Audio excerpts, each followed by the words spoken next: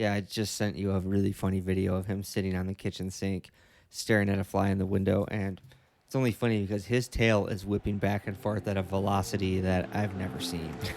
It is viciously whipping back and forth. His entire tail, too. It's so funny.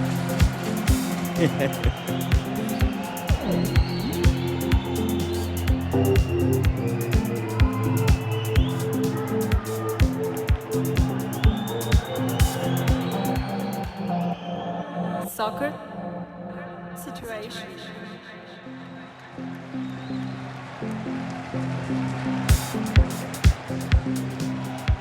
Yeah.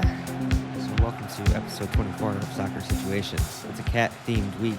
It's always a cat-themed week here. But I just posted cat stuff to social media today. We're opening the episode with cat stuff. We specialize outside of soccer in cat stuff. Should I make a cat joke about 9 lives and Arsenal expending all of their 9 lives, Alex? Mm-hmm. That should have been a headline we've seen in the...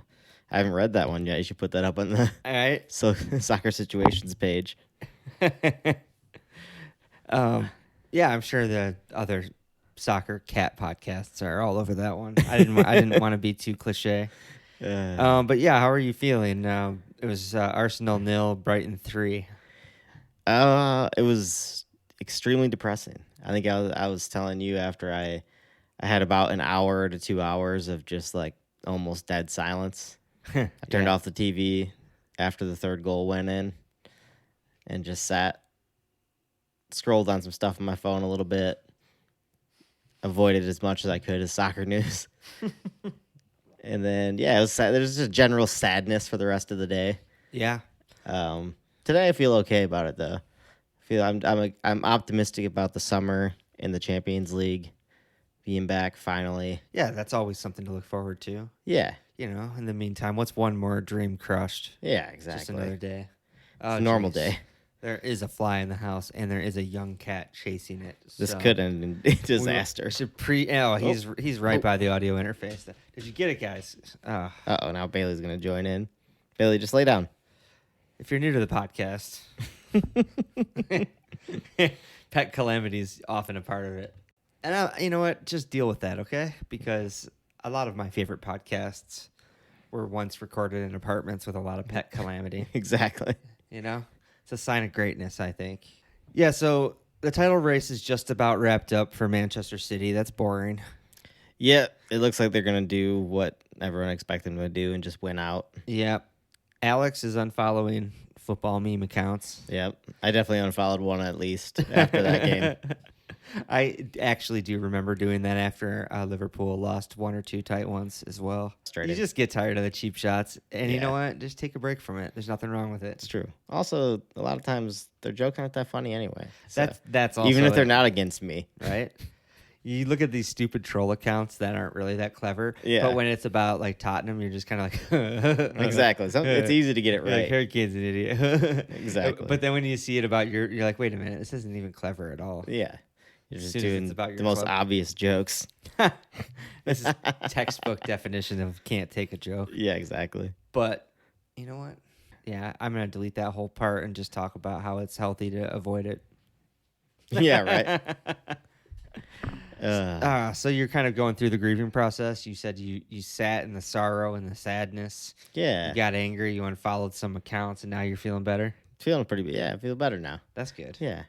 Yeah. You got Champions League next season. Got Champions League now. I'm getting excited for the transfer window. Look forward to the date of the Champions League draw. That's always exciting. Yep. Yeah. It's good. It's good times at Arsenal still. This season is still above what was expected. Yeah, well above what was expected. So we were expecting to be scrapping for that last Champions League spot. So I'll take it. Turn down And my mic a little bit. It's been hot. Entertaining season from us as well. Even in the team's been awesome. Even in the times we choked, it was like those games were like 3-3, 2-2, like dramatic draws and game. It's been fun to watch. Yeah, the team has been so fun, dude. So good. A lot of players have really kind of, I don't know, come of age, I guess. You know, Saka being, I think, the obvious one.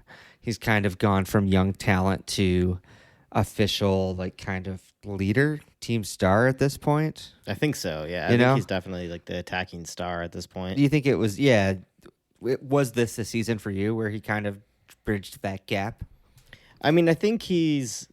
or had it already happened to? I think he's been. I think toward the end of last season and in the beginning of this season, he's just. I mean, it was like solidified kind of going into this season that he was going to be the star up front. Sure. I think Martinelli's definitely taken his game to a new level. Odegaard's took his game to a new level. Like he's scoring goals from midfield that we've never seen. Right. So, yeah, a lot to be positive about. I mean, our defense kind of fell apart. We had injuries to key players with lack of depth, and that'll happen. It will. That'll crush you sometimes. It'll crush you every time. Yeah, yeah. You got to get really lucky if you can't build a squad like Manchester City's to have like 3 all-star squads. 11s. Then you just have to get so lucky with injuries to marathon your way through a season. All right, let's move down the table a little bit. The top 4 race has gotten surprisingly interesting in the past couple of weeks. Both Newcastle and Manchester United have dropped points in their last handful of games, and Liverpool have gone on a 7-game winning streak, which means Liverpool are now they've played a game more, but are only 1 point behind those two teams for the 4th and final Champions League spot.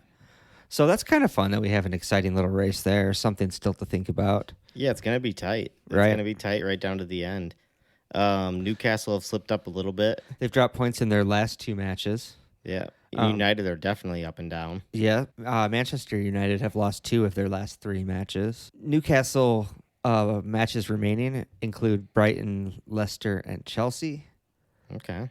Brighton, as you can attest, tough fixture. Yeah, Brighton could definitely beat them. They're also in the hunt for this Champions League spot, I should say. It's true. Shouldn't do They're that. not out of it yet. They still have 2 Do them games in hand dirty. on you. We've been praising Brighton all year, and now I'm doing them dirty here at the end, now that it's coming down to it. Right? Yeah, they still have 4 games to play. Excuse me. Yeah, so Newcastle have Brighton, Leicester, Chelsea. We just came off of watching Leicester, Liverpool. Or was that? Yeah, that was at Leicester, right? It was at Leicester. And Leicester didn't really look up for it. Liverpool smoked them pretty easily, 3-0. Yeah, Leicester look like they're heading down. They came out quick with a little flurry in the opening 10-15. Had a couple of counterattack chances, but yeah, they look done and dusted. Who knows? Maybe they'll turn up against Newcastle. Chelsea still look a hot mess. They have appointed a manager for next season. Maybe that'll give them a morale boost. Yeah, I'm sure he'll probably be around the club. Maybe he can phone in a tactic for the game. Chelsea are a question mark still for me. Yeah. Especially since Manchester United's last 3 games, Bournemouth, Chelsea, Fulham. Chelsea play both Newcastle and Manchester United. So Oh, wow. I would love a surprise good performance from Chelsea to take something. Yeah, that'd be nice. That'd be a nice gift from them. So I said earlier, Liverpool are coming off of 7 straight wins, a sneaky, really good run. Only 2 games remaining for Liverpool, Aston Villa and Southampton. Villa's a tough fixture. Southampton is literally already relegated. Yeah, that one should be easy. Yeah, the other one's going to be tough. Villa's going to be tough. Villa's going to be super tough.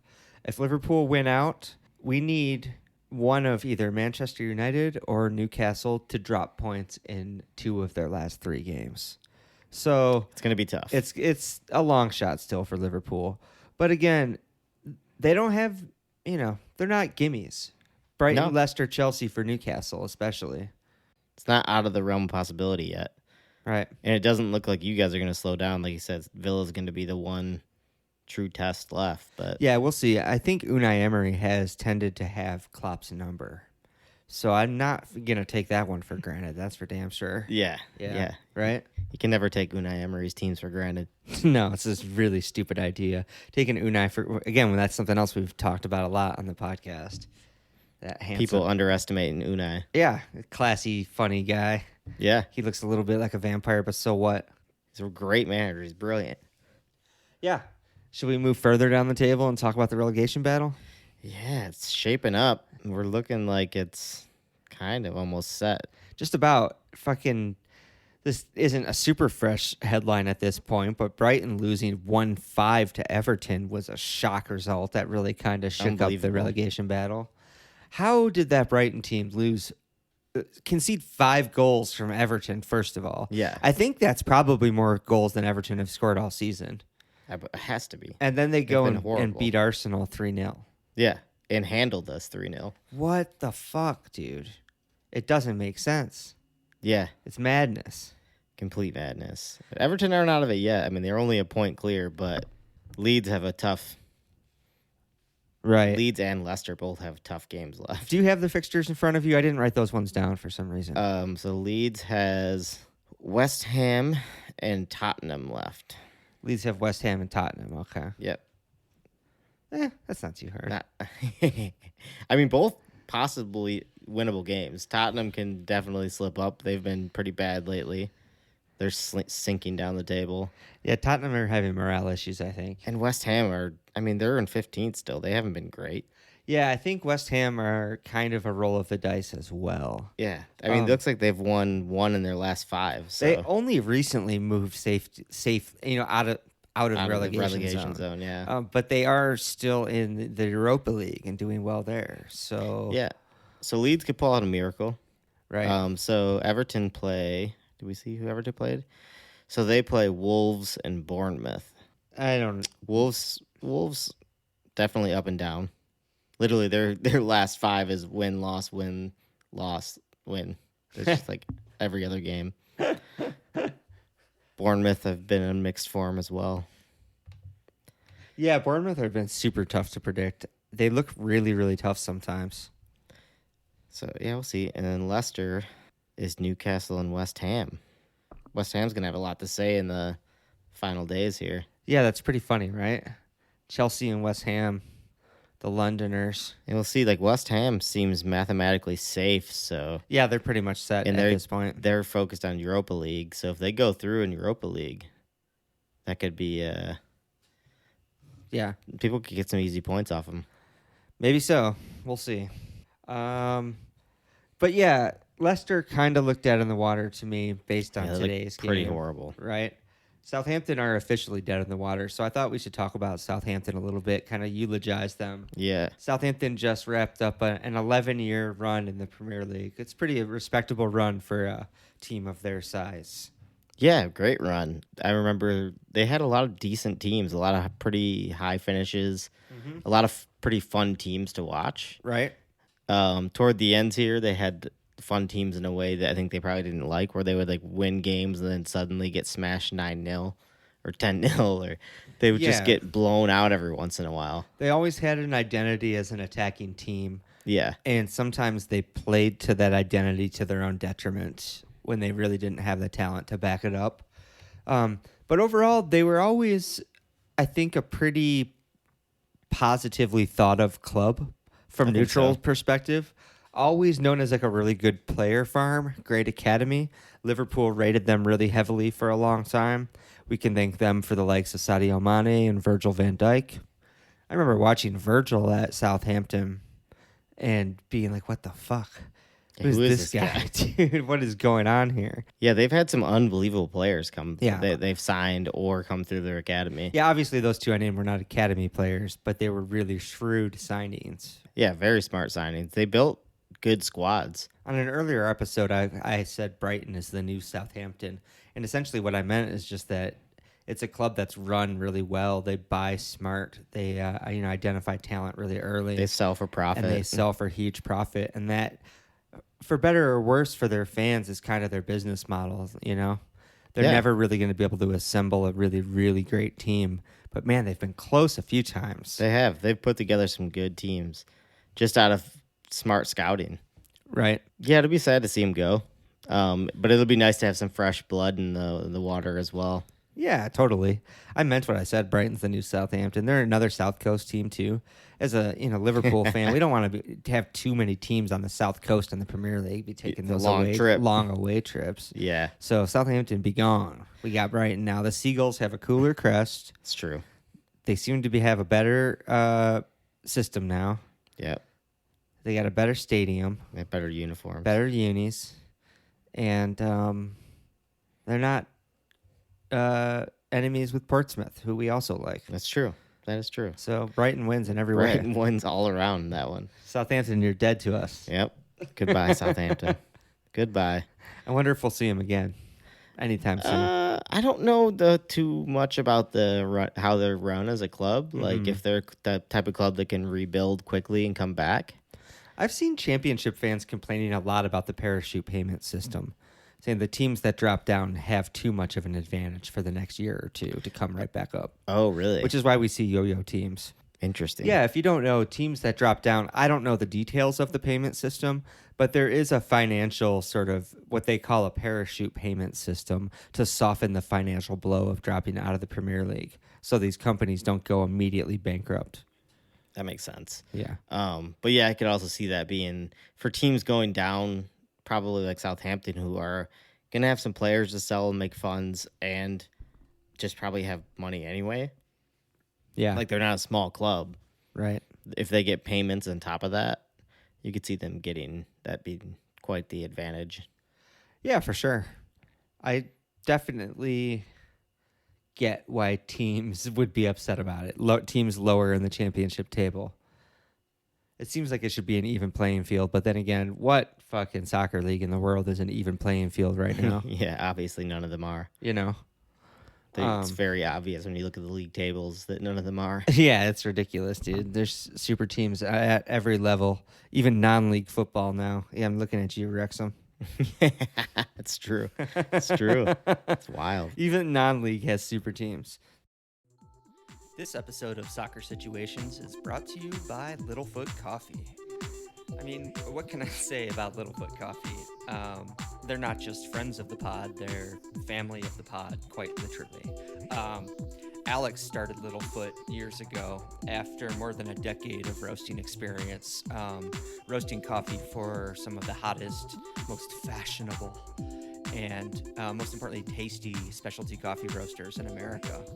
My favorite thing about it is that it's just really high-grade coffee without a drop of pretense. You're not going to find a bunch of weird, savory notes that the roaster is passing off as intentional. It's just really sweet, comforting flavors that everybody wants in their coffee. And now, for a limited time only, you can get 15% off at littlefootcoffee.com. Promo code Situations. Once again, you can get 15% off at littlefootcoffee.com using the promo code Situations.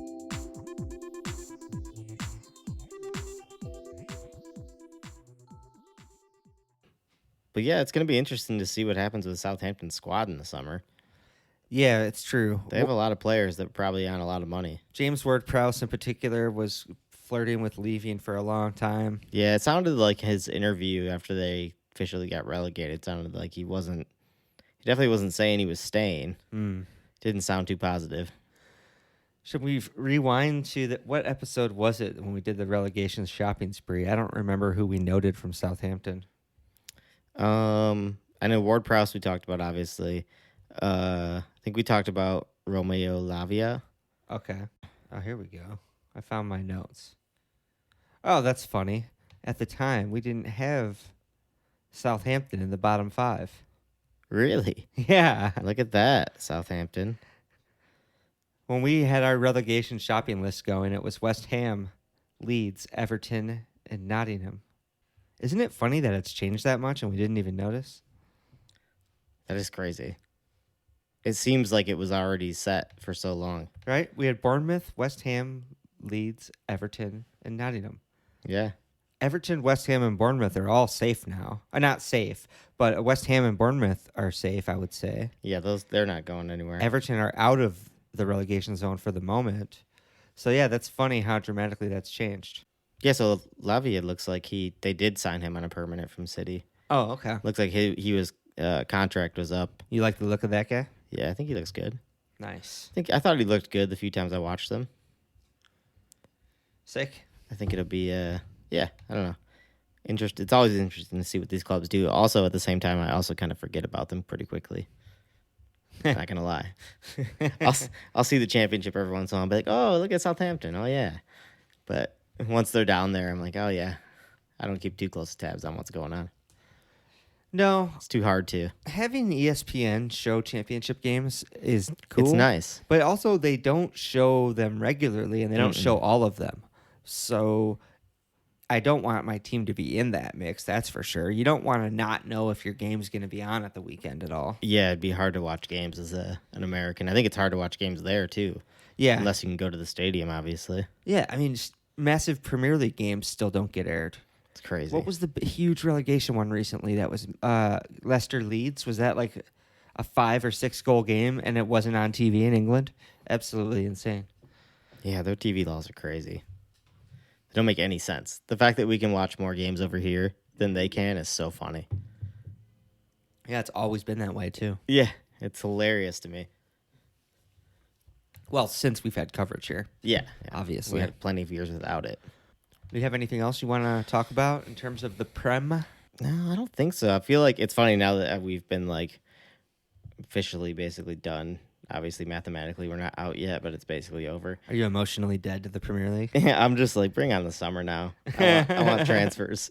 Yeah, you can watch football with the relaxed attitude that I've had now. Yeah, I'm ready to I hope we have a good last home game. The fans get to celebrate the season with the team, and we can just start planning for next season. Yeah. Like, that's fine. I'm okay with that. It's a bit of a relief, I guess. Yeah, I know the feeling. Believe me. I'm annoyed that I've been dragged back into Karen because we just have like you just can't stop we just winning. have a single thread of hope about getting a Champions League spot, even though it's very, very unlikely. Yeah, but it's going to take a miracle, but if you keep winning. Yeah. Let's talk about something where we're both neutral and we can just enjoy it. Let's talk about the Soccer Rebellion Street League here in Grand Rapids. Yeah. You want to talk about that? That was awesome. Yeah, we went to week 1. Week 2 just happened, and we did not attend. But week 1 was amazing. Cool scene. There's these street courts called Las Conchas here in Grand Rapids downtown, right by Bridge Street. It's really centrally located. It's a great scene. Soccer Rebellion brings in all kinds of vendors. All the teams are sponsored by weed companies, so they all have tents set up. There's an awesome taco truck. There's a DJ playing hip-hop. Michael, the host of the league, kind of MCs and yells things. He yells a lot. He's pretty funny, though. Sometimes profane. There were a little profanity. There were kids there, though. It's family-friendly. Don't worry about it. Yeah. Don't I'm sure some of the parents were a little annoyed that there was as much swearing as there was. But, I mean, it was a mostly adult crowd. The food truck has real Al Pastor, which is a rarity in Grand Rapids. And it was good. And it was legit. Yep. And the football was surprisingly, shockingly good. I don't want to be very good. Disrespectful by saying surprisingly good. No, but I had no clue what we were going into. I didn't know the level of quality, and it was astounding. One team in particular, Ole FC, we saw, was like, God damn. Yeah, those kids were unbelievable. They were devastating. They had like a coach on the sidelines. They were calling plays. They were, their formation was shifting and fluid. They're using their goalkeeper on attacking plays, different formations. Their keeper was in the opposition half a lot of times. It was wild. They were lighting it up. They were pretty incredible. Apparently, they represent a futsal academy. And I think I did a little bit of Googling out of this. I don't really know the world of futsal, but it looks like they made the national finals of the National Futsal Premier League. I don't know if that's the biggest futsal league or what. Yeah, right. But it doesn't matter. I don't care about whatever credibility they have on. They're still good. They were awesome. We saw them in person. They're very good. And they were amazing. So after 2 weeks of league play, Ole FC and Guatemala FC are both undefeated still. So Guatemala is undefeated. Guatemala is actually number 1 in the table for the league so far. Nice. Slightly better on goal diff. I think they had like plus 35 and Ole had 32. Oh, shit. So Alex and I didn't get to watch Guatemala yet. No, but we've heard people talking about them in the crowd. We did. People were whispering about Guatemala. I heard before a ball was kicked that Ole and Guatemala were the 2 contenders. There's another team called Chill FC that I think are 2-time defending champs. Yeah. But I think Guatemala might be the defending champ from last season. But anyway, Ole and Guatemala were hyped before this kicked off, and damn. Yeah, Ole looked amazing. Ole has this fucking huge Mexican kid, dude, in the middle of the park that is so good. That kid is amazing. Yeah. I think I found him on Instagram, dude. I want to look him up and talk to him. Yeah, that kid is talented as hell. Yeah, and he's massive. Yeah, he looks like he could play, like he legit play. Yeah.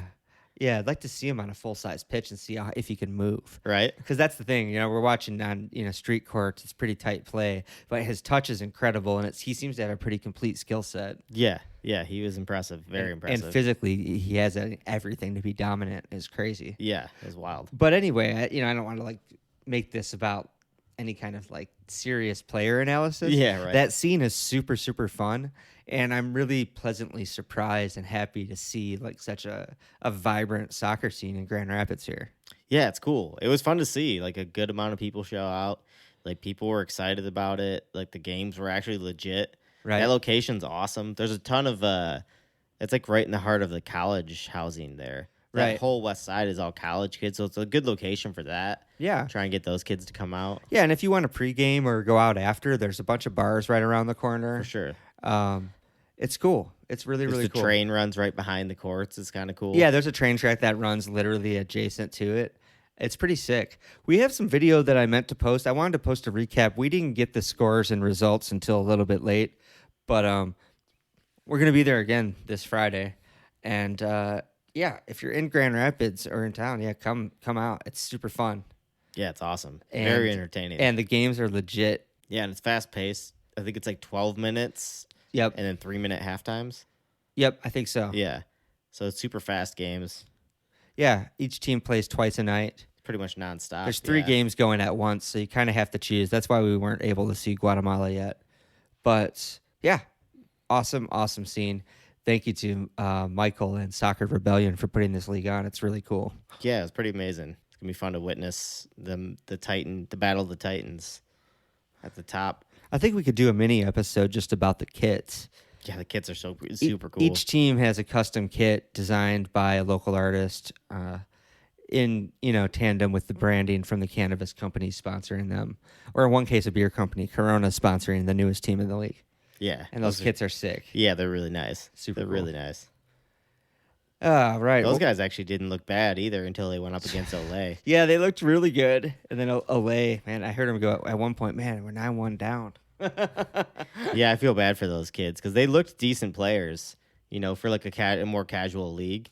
Yeah, if you and your buds just went out and played these guys on the beach, you'd get They'd smoked. school you. Yeah. Yeah, you'd get handled.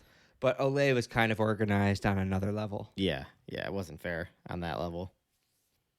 But fun. Super fun. What else do we have to talk about?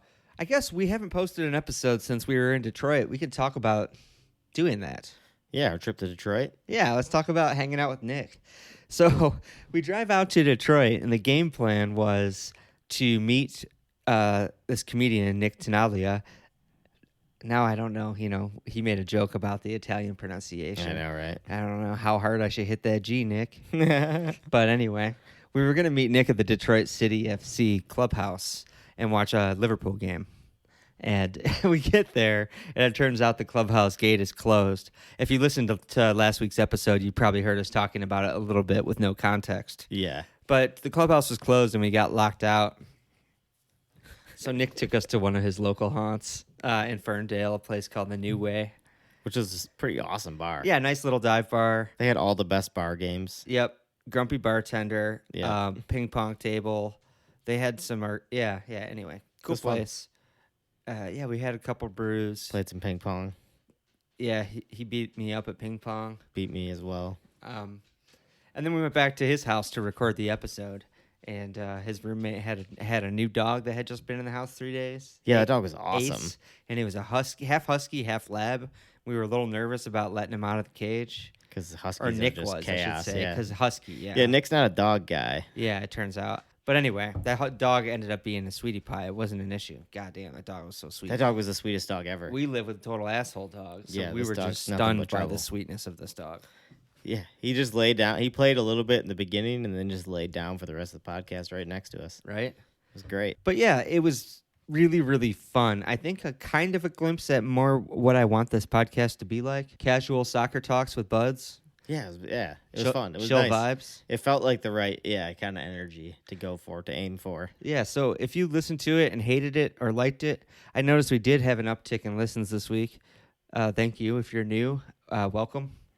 Yes, thank you for listening. Thank you for Nick for probably bringing some of those views in. Yeah. Feedback is welcome always. We're at soccer.situations on Instagram, soccersituations.com, Todd at soccersituations.com. And I don't know what else to say about it. Good times. We've got Yeah, it animal was super interruptions fun. happening We again. got Leopold causing chaos yet again. Right. We did get to go to Lafayette too. We got to go to Oh, the yeah. famous Lafayette. That's Coney. right. That's what we Get a ended up couple doing Coney for dogs. dinner. Lafayette was good as always. It never disappoints. Classic. There's always at least 3 Greek men yelling about something. Yeah, they were arguing about so much funny stuff while we were in there. They were like trying to like count up the register, and then they were like arguing about cleaning. Then the guy's still yelling orders over everybody. It's amazing. It's quite the scene in that place. Yeah, it hasn't changed a bit. I was telling Alex it's probably been well over a decade since I had been in there. Yeah, nothing's changed, right? No, it hasn't Still changed. looks exactly the same. Not even slightly. It's dude. awesome. Not even slightly. And the Coneys are still perfect. Flawless. It's unbelievable how good they are. Yeah, it's annoying that other people can't do it that good. I know, right? What the fuck? It How seems can you not so figure it easy. out? When you go to a really good Coney, it seems so easy. Right? And yet no one else nails it like that.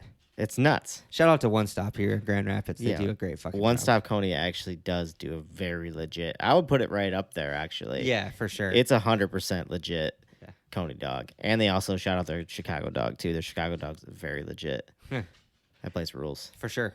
Well, Alex, I don't have anything else to talk about. What about you? I don't have anything to talk about, Todd. Just sadness. Soccer's over for me now until the transfer window opens. What are you gonna do when the Crunkies pull the wallet tight? And, No, Todd, just saw we and got this team doesn't get to move forward beyond $200 this? million war chest coming on. Is that what's happening? I think Liverpool promised $200 million too. That's I saw that number from some random source today. That's the new budget team summer spend is $200 million. 200 million. That's the thing is I saw 200 million, saw that budget, and I was like, oof, I don't know if we're gonna be able to get all the players we need for that. I know, isn't that astounding to even consider? The 2 midfielders we're linked with would be our entire budget almost. Yeah, for sure, dude. And that's why when Liverpool fans were throwing tantrums about not getting Jude Bellingham, it's like, you guys are being so unrealistic in terms of our budget.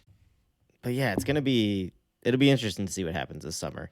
A lot of interesting movement between, like with Chelsea, Tottenham got to get a manager in, figure out what they're gonna do. Yeah. Trying to do a funny moment with Nick when we brought up the manager. Oh, that's amazing. And he's like, Conte, I like him. And we're like, uh-oh. Sorry to tell you, Nick.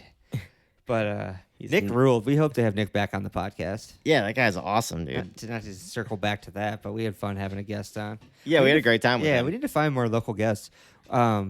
Yeah, if anybody locally listens to us and thinks they'd have a good time talking to us, come on in. You saw with Nick's podcast, we don't have to talk a lot of soccer. Yeah, it's funny. I said that we need more guests, and I felt like an asshole. I have had a couple of people reach out to me that I need to get back to. Okay, So- well, we'll have more guests soon, Yeah, then we'll say. We'll queue them up.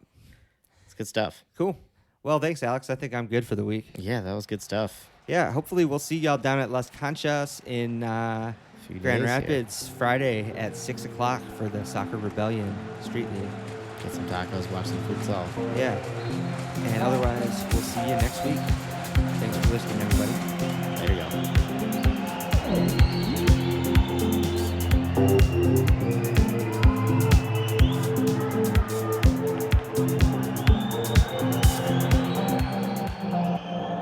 Soccer situation.